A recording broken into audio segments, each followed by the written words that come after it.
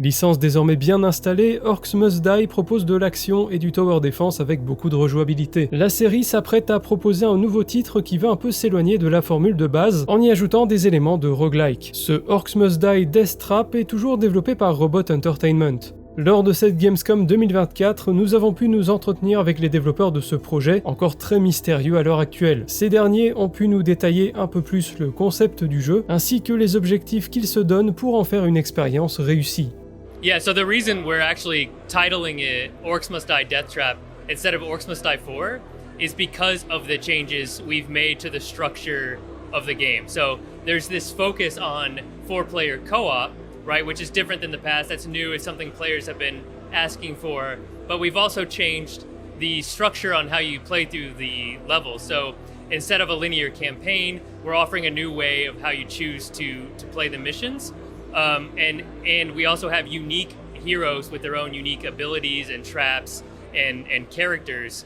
And so we'll pick up Orcs Must Die 4 eventually, but because this is not a direct continuation of the narrative, we wanted to let players know that, this is Orcs Must Die, but it's also different. We did a mode that I helped design in Orcs Must Die 3 called Scramble Mode, which is a very sort of shallow, simple version of the entirety of Orcs Must Die Deathtrap, which is you play through a set of 5 levels. They each had a challenge attached to them, and between every level, you could choose something to benefit you. But it was very finite. The challenges and the boons that you could choose were pretty simple, and I really wanted to dig deep into that because Orcs Must Die is about replayability. It is about strategy. It is about making builds and adapting your loadout to the challenge.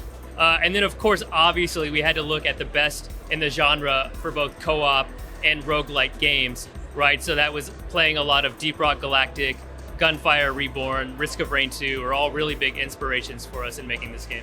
We are an action tower defense game, and the emphasis here is on tower defense. It always will be. Your traps are important.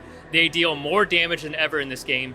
But I also wanted to make sure that in this iteration of Orcs Must Die, it was time to make sure that the combat really took it up a notch. So both melee and range combat have been revamped. They feel so much better than they've done in the past. And so while it's still about the strategy of your traps, what you're doing during the wave with your hero is a lot more fun and a lot more satisfying. 4-player co-op is definitely the biggest thing that our audience has been asking for a very long time. There were some challenges in getting it done, like how do you balance for that? How do you still make sure it's playable for solo? But we've had a lot of time to think about it. We came into this game with a really solid plan, and it's gone really well for both solo and 4-player co-op testing, and I think fans and new players are going to be really happy with it. The live service term has a lot of negative connotations to it, so I would hesitate to use that because, we're not doing a season pass, and there's a lot of replayability already in the game. Our game is known for endless play, endless modes. You can still do that, but we will be supporting this game like we have in the previous games with new maps, although the maps will be free this time for the first time, and we'll be adding new heroes, both paid and free, so you have completely new ways to play over time. Orcs Must Die Deathtrap n'a pas encore de date de sortie pour l'instant, mais devrait arriver au début de l'année 2025, et ce sur Xbox Series et PC.